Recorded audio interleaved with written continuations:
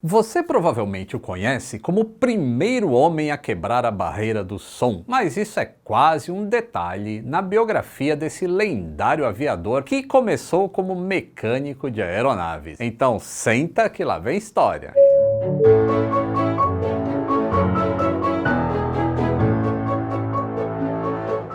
Saudações aeronáuticas, tudo bem com vocês?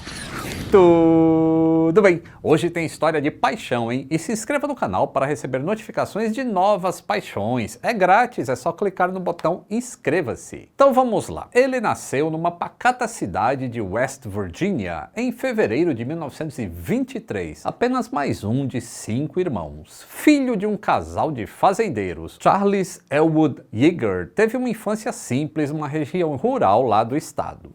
Quando ele terminou o colégio, em 1941, se alistou na Divisão Aérea das Forças Armadas e logo se destacou. Por causa da sua idade e da formação, ele não poderia entrar para o treinamento de voo, que era o que ele queria, mas ele era muito focado nos objetivos que estavam ao seu alcance, e ele quis e se tornou mecânico de aeronaves, indo servir do outro lado do país, na base aérea de Victorville, lá na Califórnia, lá mesmo onde tem aquele famoso cemitério de aviões. Foi nessa época que ele conheceu Glennis Dickhouse, que aos 18 anos acabara de se formar no colégio e viria a ser o amor da sua vida. E como seria um traço constante, a sorte também o catapultou para o cockpit. Com a entrada dos Estados Unidos na Segunda Guerra Mundial, poucos meses depois, os mínimos para o treinamento de pilotos foi alterado, e Chuck Yeager, vendo a oportunidade de carreira que isso abriria, aplicou para a vaga.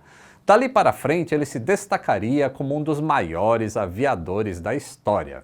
Quando ele foi aceito para o treinamento de pilotos, ele era responsável pela manutenção de um AT-11, que é a versão militar do Twin Beech civil, e um avião pelo qual ele teria um carinho especial por toda a vida. Deixando o posto, foi promovido a oficial aviador, e após a passagem pelo treinamento básico lá no Arizona, ele passou a receber instrução como piloto de caça em Nevada, voando o Bell P-39 Aira Cobra. Quando a divisão de caça foi enviada para a Europa, isso foi em novembro de 43, o Chuck foi junto, deixando para trás a namorada Glennis. Na sua nova base, lá em Leiston, na Inglaterra, o Chuck recebeu o comando de um não menos lendário Mustang P-51, que nomeou em homenagem à garota que tinha ficado lá na sua terra natal. Com este avião, ele combateu as forças nazistas por apenas 8 missões. Depois de uma vitória em combate, ele foi derrubado sobre a França ocupada em março de 1944. Seria o início de uma tensa fuga, e somente depois de dias escondidos dos alemães, ele foi resgatado pelas forças francesas da resistência, e trabalhou com eles por algumas semanas até na construção de explosivos para minar o avanço dos nazistas. E essa habilidade com explosivos ele tinha aprendido ainda jovem com o pai. Mas o momento mais complicado mesmo viria na hora de tentar uma travessia gelada dos Montes Pirineus até a Espanha. Na companhia de um outro americano,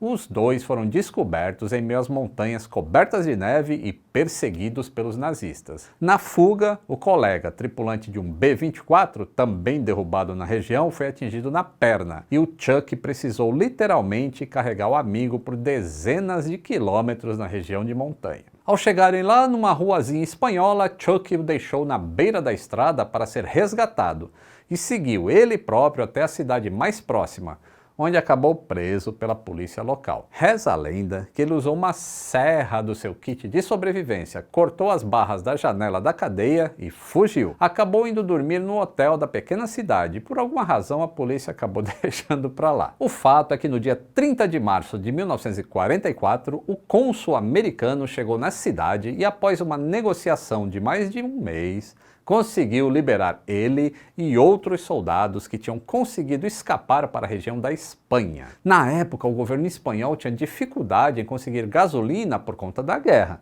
e os Estados Unidos então davam o precioso líquido em troca dos seus militares fugidos de trás das linhas inimigas lá na França. O colega que o Chuck ajudou na travessia das montanhas também sobreviveu, e o feito lhe rendeu uma estrela de bronze. Enfim, em 15 de maio, 2 meses depois de ser derrubado, ele estava de volta à Inglaterra e, pelo regulamento, tinha que voltar para os Estados Unidos. Mas não só não voltou, como na companhia de outro piloto que tinha escapado, fez uma petição que subiu a hierarquia. Chegou e convenceu ao comandante supremo das forças aliadas, que era o general Eisenhower, de que eles deveriam retomar o combate e logo após o dia D, no início de junho, eles foram autorizados a retomar as missões. E foi assim que, pelo ano seguinte, o Chuck Yeager escreveu seu nome na história daquela que seria a primeira guerra da qual ele participaria, mas não a última. Com seus conhecimentos de mecânica, ele ajudava na manutenção dos aviões da unidade. E em voo, em mais um avião batizado com o nome da namorada, somava vitórias. Algumas das quais ele não se orgulhava muito, porque tinha seguido algumas ordens que ele inclusive não concordava.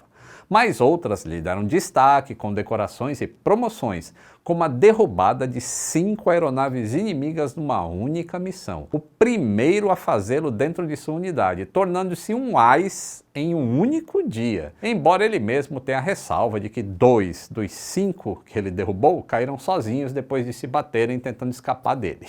Mas derrubou, né? Das 12 vitórias confirmadas na guerra, incluiu-se o episódio em que Chuck tornou-se um dos primeiros pilotos aliados a derrubar um avião inimigo a jato. Ele interceptou um Messerschmitt Me-262 em aproximação para o pouso. Chuck Yeager voltou da guerra como capitão depois de sua 61ª missão e na sequência casou-se finalmente com a Glennis em 1945. Por tudo que ele fez, ele pôde escolher onde ser baseado na volta. E para acompanhar a gravidez da esposa, ele decidiu pela base de Wright Field, que fica perto de Dayton, em Ohio, e recebe o nome em homenagem a uns irmãos aí que você já ouviu falar, né? Inclusive eu estive lá nesse museu, é maravilhoso. Lá, os conhecimentos extensos de mecânica e as habilidades extraordinárias como piloto levariam o condecorado aviador ainda mais alto e principalmente ainda mais rápido. Com um currículo perfeito para qualificá-lo como piloto de testes, depois da guerra, o Chuck seguiu a carreira na Força Aérea e pouco tempo depois foi realocado novamente lá na Califórnia,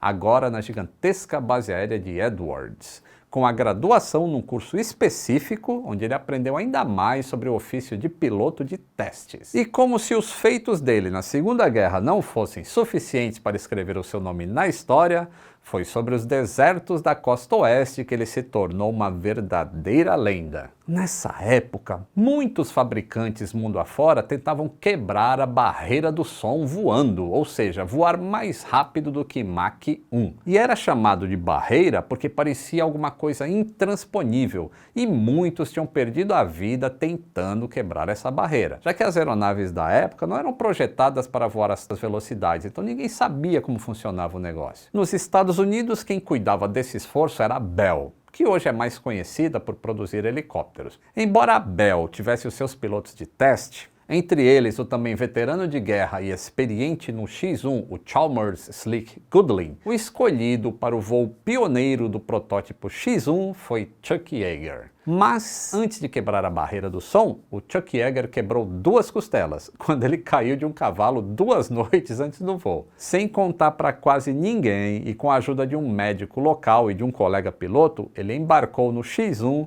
e fez história em 14 de outubro de 1947, saindo do meio de transporte mais rápido dos 10.000 anos anteriores para o mais rápido de todos os tempos. Felizmente, ele só caiu do cavalo mesmo. O X-1, apesar de ser um protótipo com espaço de sobra para muitas melhorias, sobreviveu ao teste. Mas por toda a confidencialidade desse negócio de quebrar a barreira do som, o feito só foi confirmado mesmo quase um ano depois, transformando Chuck numa celebridade dentro dos meios aeronáuticos. Ele recebeu 3 importantes troféus e seu avião, também batizado em nome da esposa, está até hoje no Smithsonian National Air and Space Museum, em Washington, que eu também já fui e é maravilhoso. Nos anos seguintes, ele abraçou a causa de voos cada vez mais rápidos, chegando a Mach 2.44 em dezembro de 1953, o que quase acabou em acidente quando ele perdeu o controle da aeronave a 80.000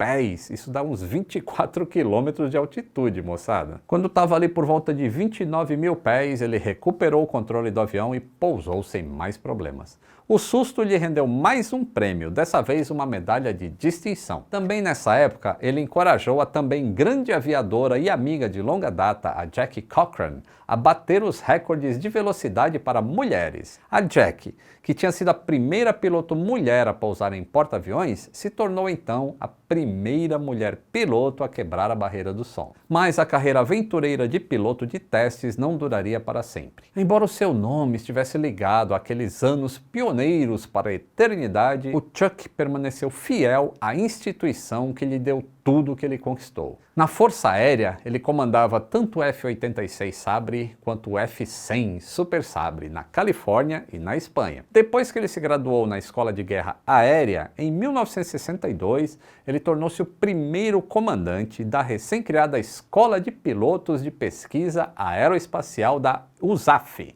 que é US Air Force, de onde sairiam os primeiros astronautas da NASA, cargo para o qual o Chuck não se qualificava por não ter ensino superior. Ele podia treinar os astronautas, mas não podia ser um deles. Mas não que ele quisesse. Aparentemente, o negócio do agora coronel Chuck Yeager era outro mesmo. Em 1966, ele tinha deixado seu papel na NASA de vez e assumia no comando de um esquadrão tático de caça na importante base aérea americana de Clark, nas Filipinas. Lá ele voou mais de 400 horas em 127 missões, a maioria no bombardeiro leve Martin B-56 Canberra. Tem um vídeo aqui, ó, do Canberra. Em 1968, o Yeager assumiu outro comando, agora em casa, de uma divisão equipada com os então moderníssimos McDonnell Douglas F-4 Phantoms, que também combateriam na Coreia. No ano seguinte, um mês antes do seu aluno e colega piloto de testes Neil Armstrong colocar os pés na Lua, o Chuck foi promovido a general,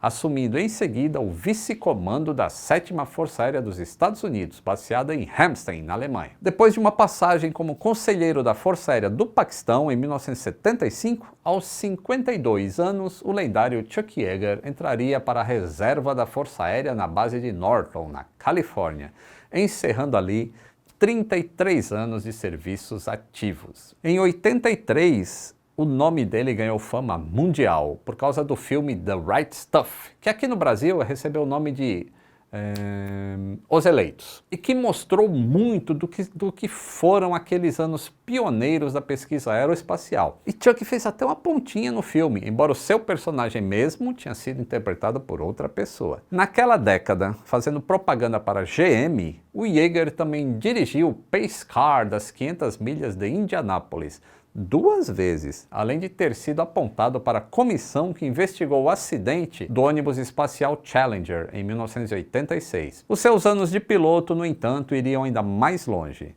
Nos anos 80 e 90, ele bateu vários recordes de altitude, velocidade e distância em aviões de aviação geral, em especial do fabricante do sul da Flórida, a Piper. E mesmo a barreira do som ele voltaria a quebrar mais 2 vezes, em caças F-15, a última delas foi em outubro de 2012. Mas de todas as vezes, talvez a mais especial tenha sido quando comemorou-se os 50 anos do primeiro voo supersônico. Ele já estava viúvo da Glenn há 7 anos, e ele entrou no F-15 em ala com outra lenda da aviação, o Bob Hoover, contemporâneo dele dos tempos do deserto do Mojave. Chuck, pai de 4 filhos, viria a se casar de novo, mas dessa vez foi ele quem desembarcou primeiro. Aos 97 anos de idade, na noite do último dia 7 de dezembro, sua segunda esposa, Victoria, confirmou desde Los Angeles, com pesar, a morte dessa lenda da aviação,